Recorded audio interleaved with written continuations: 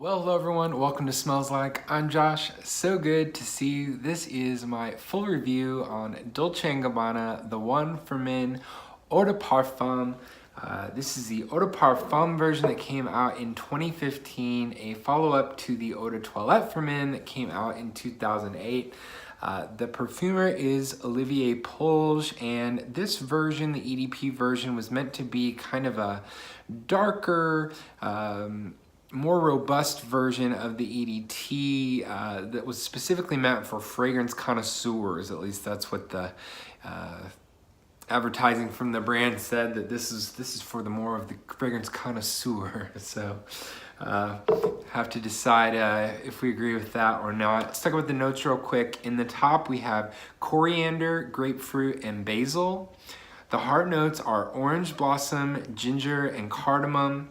And the base notes are tobacco, amber, and cedar. So this fragrance has gotten a lot of talk over the years. In fact, when I first got into this hobby about 3 years ago, this was one of the fragrances that was really getting a lot of buzz. It hadn't been out for very long. Everybody was excited to get a little bit of a darker, slightly more longer lasting version of the one here with the Eau de Parfum.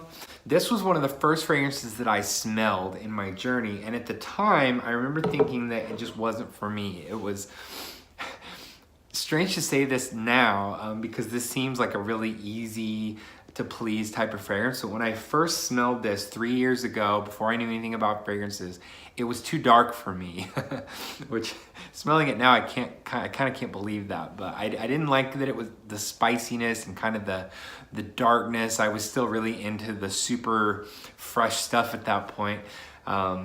And so I kind of ignored this for the entire time that I've been into this hobby. The fact that it got so much attention, I wrote it off as just another one of those,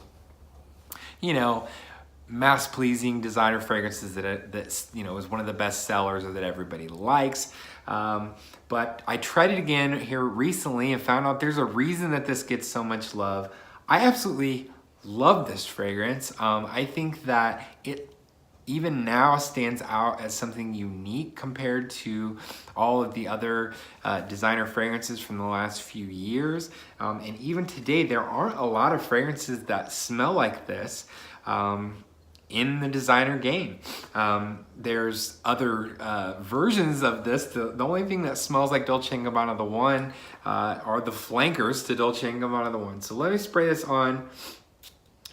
And I think probably my favorite aspect of this fragrance is that opening. It's this really nice, fresh grapefruit combined with that basil to give it a little bit of like a herbal, fresh green, like almost minty aspect that basil can have, and then that coriander.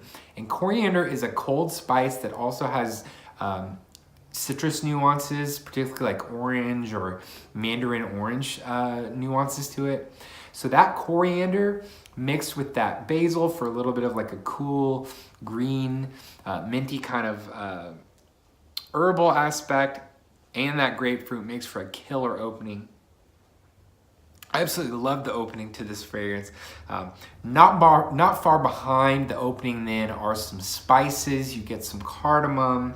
This ginger really keeps this zing going. So as that grapefruit dies down from the opening, in the heart, you get this really zingy ginger mixed with that cardamom. There's some orange blossom to give it kind of a warmth and a little bit of a smoothness, kind of a creaminess.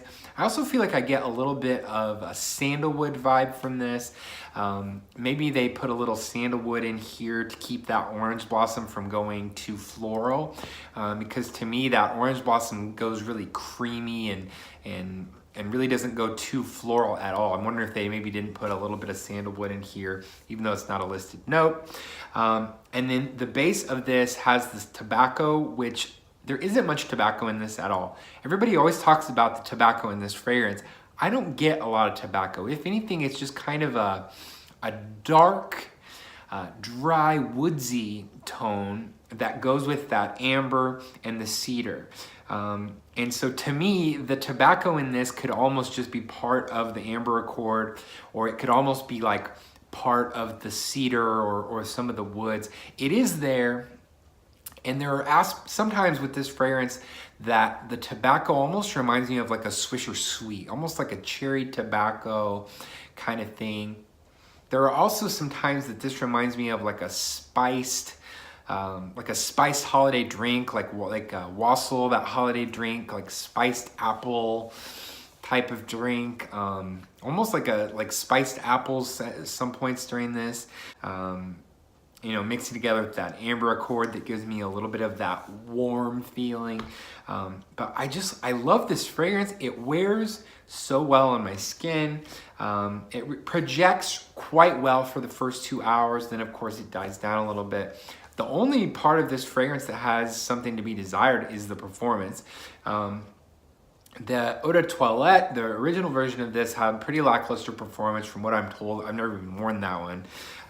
And this was, you know, looking to amp that up a little bit, amp up the darkness, amp up the intensity, and hopefully prolong the longevity just a little bit. From what I hear, it did improve that somewhat, but not a lot. This definitely isn't, you know, beast mode fragrance. This isn't the kind of fragrance that's gonna last you hours and hours, although I do feel like I can get a whole workday out of it.